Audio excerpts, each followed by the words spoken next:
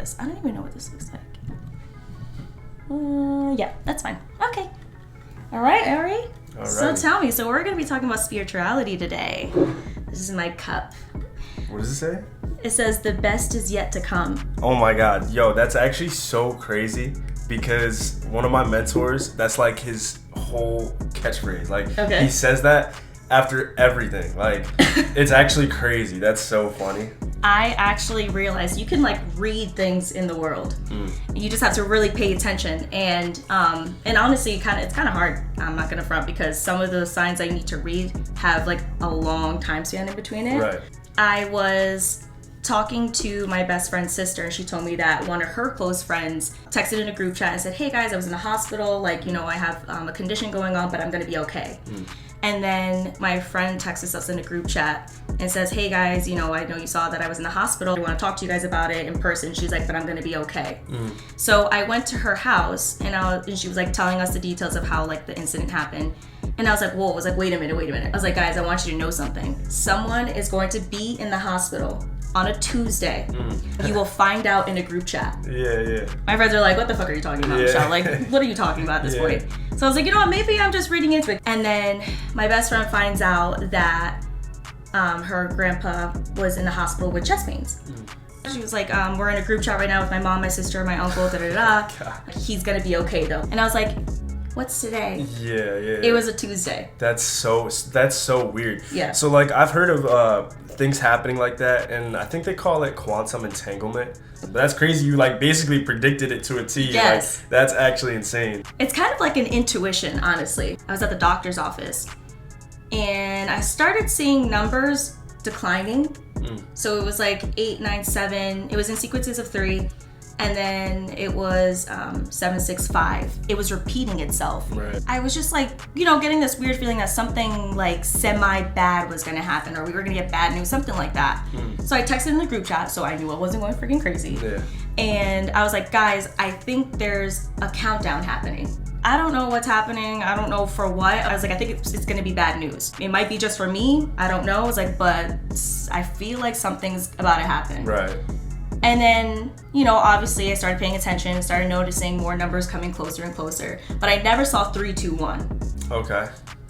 But literally, as I was like, I wonder what was the issue? We had the earthquake. No way, really? Yes. Okay. Yeah. Yeah. So I thought that was a little too coincidental, but that could just be me overreading it. Right. Maybe overthinking it. I don't know. So it's like, the question to ask is intuition like real? Like, am I intuitively feeling something before it happens? Or am I feeling something and that feeling is creating what happened?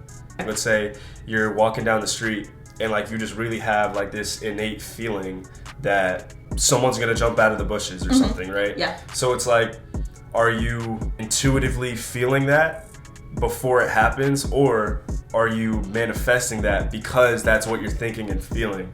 So I was reading Think and Grow Rich when I was 17, and there's a chapter that talks about impulse of thought. It's essentially like, you know, if we're just sitting here right now and we're just like, yo, like, let's go to McDonald's. Like, you don't even think about it, you just go. Or like, you know what I mean? Like, just a random thought that pops in your mind that there's no space between where you stand and that thought that could leave any room for doubt or hesitation. Okay. The opposite of doubt and hesitation is full faith, which means you Okay. fully believe that it's gonna happen. Yeah. You fully believe in the outcome. You know, they say doubt can sink a ship. Doubt just leads to uncertainty, and like when you're uncertain and you don't know what's what and you're kind of just in this weird state, that's when everything goes wrong. The key to honestly creating what you want and being successful is really just inducing a mind state of like, this is what's gonna happen. Right. But also not allowing outside circumstances affect that mind state. Yeah. If I'm in a state of mind where I'm like, yo, I'm going to be rich in 1 month from now, and then I lose my job, I get fired from my job, and then I crash my car and it costs like $4,000 to repair, and all the signs are showing that nothing is like, that it's not gonna happen. If I can stay in that state while all that's going on, that's usually when it tends to happen, like, so quickly. I don't know, in my opinion, I just think it's God kind of testing your faith, because in my life that's happened so many times where I was just like, yo, I have not a clue how I'm gonna pay rent this month. I have no idea how I'm gonna pay for that car payment, but I'm not gonna worry about the how. You just gotta focus on the result, not really caring about the how. You know, that's the first question people ask you when you say you're gonna do something. And it just creates doubt. Like, you know, oh, I'm gonna open up a restaurant. How? Yeah. And then you start thinking about the how, and you start spiraling into like doubt and uncertainty, and it's like, well, shit, I don't know how, because I don't know anybody, and I don't have money, and I don't. And that makes you start focusing on everything you don't want. Right. You know what I mean? If you could just sit down and be like, I have absolutely no idea how I'm gonna do this, but I know I'm gonna do it. Right. And I'm gonna continue to feel and focus on the result, which is having that restaurant. And I really think that's the key. Okay, so now I have a couple points that I want to make. So when you were talking about, we're going to backtrack a little bit. Absolutely. I just spewed. So when you were talking about, is it my intuition or am I manifesting? When you're talking about someone jumping out of a bush. So you called it manifesting, but as a psych major, we would see that as anxiety. Interesting. Yeah, so Really? it's like you're not manifesting anything, but you're having anxiety about something happening because maybe something previously happened that was already building your anxiety to that point. I think words are extremely important in how you word things. You have the power of creation on your tongue. So I do etymology pretty often. Etymology is essentially like you take a word and you study the root of it, where it came from, its original derivative, its actual true definition. Your thoughts are like water, and the words are the cup. For example, like, my friend just dumped his girlfriend, as opposed to saying like, oh, my friend is no longer in a relationship with his girlfriend anymore. It's the same thing, but it's like, one of them just sounds horrible. Like, at the end of the day, it all comes down to self-hypnosis. That's literally what we do. That's how our brains work. Yeah. You know, you have, so 95% of human behavior is habitual behavior. Okay. So you have the conscious mind and the subconscious mind. The subconscious mind is what controls all your habitual behavior, which controls 95% of your behavior. When you're driving to work, you don't have to think like, oh, I gotta make this left, and then I gotta turn on that street, and oh, let me look at my GPS because I gotta do that. That's being consciously incompetent, which means you know that you don't know what you're doing or where you're going. The goal is to get to unconscious competence, which is autopilot. Whatever you want to be successful in, it doesn't matter what it is, you have to be unconsciously competent in that. And the way to do that, repetition. When you're in your conscious mind, like, there's a lot of resistance. If you could induce a state where you're not worried about anything and you're just completely detached, it's a whole lot easier. Things come to you, and your well-being, your true essence kind of flows out more naturally. Analysis leads to paralysis every single time. I always just accept things for what it is. I'll change what I could change, and as cliche as it sounds and as basic as it sounds, it's the truth. Like, whether you're religious or not, it could be God, it could be the universe, it could be Allah, whatever you want to believe in, just give it up to that. Like, because it works, and that's a powerful process called detachment. Doing etymology helps so much because you can really, really learn like the true meaning of certain phrases and words. We think in images. When you learn the true image that's supposed to be assigned to that word, now you actually have power when you speak. Now you can articulate better. Yeah. You can communicate more effectively. You can also receive and comprehend more effectively because you actually know what they're saying. You have all these people on TikTok who are talking about, oh, I love myself and I am beautiful and this and that, but it's like, that's not doing anything for you, because it's empty words. It's just like in Catholicism when they say, Our Father, hallowed be our name, our kingdom come, our will be done. You're just going through the motion. There's no energy behind it. There's no power behind it. You need to activate those words and illuminate those words. You need to make sure that when you speak each and every word, it paints a certain image in your mind, because that's going to actually change the feeling. That's going to change the paradigm, which is essentially your subconscious mind's program and how it runs. So it's like, if you want to use affirmations to your advantage, if you want to rewire how you think about something, the first step is really picking the right words and activating those words. So if I want to like tell myself I love myself, okay, well first let me figure out what I don't like about myself. Oh, well my skin's not that clear, and oh I don't really like this, and I don't like my weight and whatever. It's like, okay, well now I know what I don't want, so let me refocus that on what I do want. Oh, I weigh 180 pounds, I have 15% body fat, like, you know what I mean, whatever it is, like get specific and figure out exactly what you want, but then also activate that. So close your eyes and be like, okay, but what does 180 pounds look like on me? Like how does that look on me? How do I feel at that weight? How will I be acting? You know what I mean? Like what, like really try to like induce that vibration, like that energy, figure out how that would feel. And once you can emulate that, it's a wrap. Because now, instead of saying some words that hold no power, you're saying something that is actually changing what you see in your own mind and your field. I'm saying all of this to bring it back to detachment and the power of detachment. Okay. Because that's something that I have really been implementing the past year, and it completely changed my life. Like, I've had a lot of bad things happen. Well, I'm not gonna call them bad things, they're just things. Why not just lessons?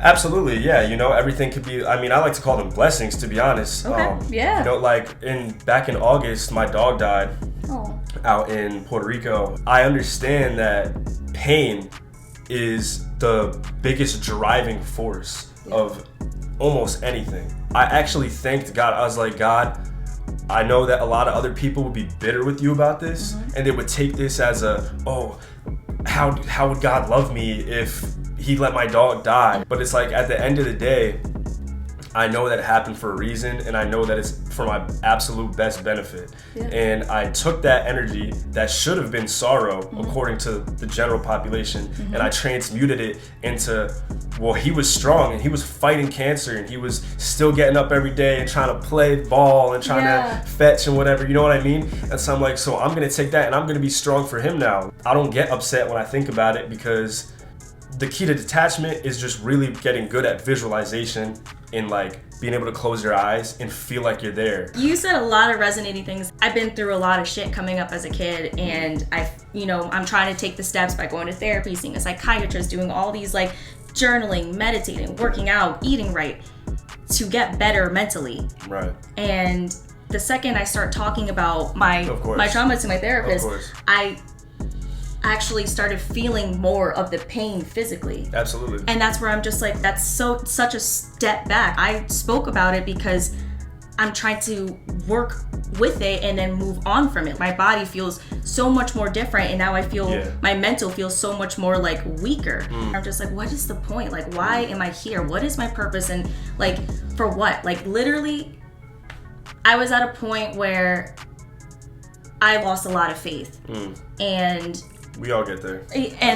But mostly because it's like, if I was really supposed to be here, if this is really supposed to be my life, like, why am I doing all this work? Like, I understand the experience that I went through is supposed to help me help other people, but if I'm working on myself and I took this big step about talking about my trauma, for it to now affect me even more, what the fuck? Right. What am I doing now? Right. So again, I lost my faith. No joke, like a very loose grip on life type thing, and I was just done doing all this work for myself. Right. Just to feel physically in pain. You know what? I gotta get back up, because something is coming.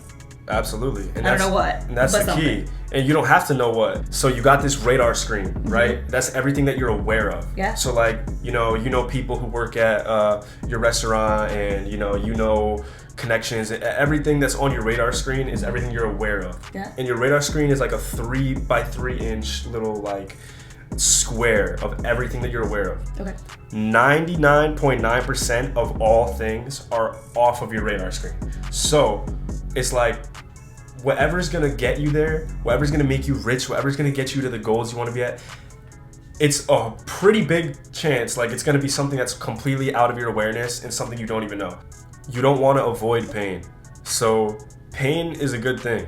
And you're not supposed to live in pain. You're not supposed to live in happiness. You're not supposed to live in bliss. You're not supposed to live in joy. You're not supposed to live in anger, hate. You're not supposed to live in any type of emotion. Everyone's goal is like, oh, I just want to be happy. That's not what you want to chase. What you really want to chase is detachment. But pain is not something you want to necessarily avoid. And talking to a therapist can be good, because in that situation, when you said, oh, I was talking to my therapist and then all of a sudden I felt that emotion again, I felt that pain again, what you're actually doing is that emotion and pain's already inside of you. You're just bubbling it up to the top and getting it out, which is a good thing. You don't want to do that all the time. Okay. It's good to do it like a couple times to get to the point where it's really out and it's gone. Right. But you don't want to sulk, you don't want to live in sorrow, you don't want to suffer, you don't want to think about it. No. So at the end of the day, the reason you feel the way you feel is because you think the thoughts you think. Yep. So your feelings are directly correlated to what you're thinking. I had a situation where I was 19 years old. I moved to Puerto Rico. I was living out there for a little while. It was, I'm not going to say a traumatizing experience, but it was a little bit of trauma there. It was a little bit of culture shock. I seen a couple crazy things out there. And I really wanted to move back. I moved out there with my parents. I was broke. I had a beat up 350Z at the time that I was leaving out here at my friend's house. So I basically just took the risk and I was like, okay, I'm just gonna go back. I'm gonna catch a flight, like stay in my friend's basement for a little while until I could save up, get a job, get an apartment, whatever. And I did it. And moving and leaving my parents on this crazy island. And I love Puerto Rico. I'm not saying it's crazy in a bad way, but now we all got bad spots. yeah, so I'm like, okay, I'm on this crazy island. I'm leaving my parents, I'm leaving my dogs, and I was just a mess. I remember staring at the wall, not even making no facial expression, just eyes leaking. I'm just depressed, feeling horrible, and it was such a burden. And then coming back, and I'm smoking weed every day to cope. One time I smoked weed, I had this horrible panic attack, and it caused something called depersonalization, which I'm sure you know about. And it never went away. I still have it to this day. This was 2.5, 3 years ago. But I was depressed. I was completely depressed. I'm talking brain chemistry depressed. Literally, I could not think a thought to feel happy. Yeah, anything I thought about, it was like you were saying, what's the point? It was horrible. It was really horrible. But obviously I came out of it. I haven't smoked or done anything like that in literally since then, basically. So I'm doing good now, but really what changed my life and what really got me out of that was just I can change my feelings based on my thoughts. Your brain is always listening to what you're saying. Absolutely. Always. So it's really, really important to make sure you know how you are talking to yourself. So always speak kindly to yourself. Is Absolutely. My personal phrase. Always Absolutely. talk kindly. I have a lot of insecurities and never really saw myself as pretty or beautiful or anything like that. I was like, why am I like this? I was like, Right. I am pretty. I was like, I am beautiful. Even if it's not just physically, but also mentally. I Right. genuinely feel like I am a good person. So why am I talking to myself like this? But then, like you Absolutely. said before, how words only go so far. You actually have to paint the Yeah, picture. exactly. You have to really feel it. So I started dressing up. Yeah. I was just even if it's just going out to lunch, I make sure I always look good because, like you said, paint the picture of what your words are saying. And I was just this is what beautiful looks like. This is what pretty looks like. Yeah, when my absolutely. hair is done, my makeup, I dress nice. This is when what rich looks like. This is what I feel success good. looks like. Yeah. And that's the thing. I do the same thing all the time. I'll wake up and I have absolutely nothing to do, and I'm wearing a fucking suit and tie, and I'm walking around my house in shiny ass shoes. I'm fucking the guy. I'm Yeah. the CEO. With Natasha, we hosted a vision board event, and it was 50 people at a vineyard. It was really cool, and I got to speak for a little bit and kind of give a little speech for everybody. Awesome. And the point that I made was we're all here, we're making vision boards, but you can't put a vision board in a box. You could actually be your own vision board. And I was all dressed up, dappered up and everything. And I was today I'm my own vision board because I'm dressing for the money that I want, the income, the success, the life I want. But most importantly, the feeling that I want. This whole thing was just so influential and so deep and in depth, Ari. Absolutely. This is like This was- not even the surface. I this could say some crazy shit. I believe it. Yeah. I believe it. But this was Hell yeah. was good. Yeah, This was for good sure. shit. I Yeah. appreciate it. Let's All go. right. Yeah. Okay. Wow. First time back and he hit it on the head. The Damn. bombs. Yeah, for real. Oh yeah. All right, Ari. Well, thank you so much for coming here and Absolutely. doing this with me. I really got you. appreciate this. Always. You already know. Okay. Hell yeah. Run the numbers up. Let's get this podcast growing. Let's go. Changing the world. I hope so. That's the goal. Changing the world. Just changing the world. Ending world hunger. Think too much. Ending world hunger. Changing the world. Ending world hunger. Bye.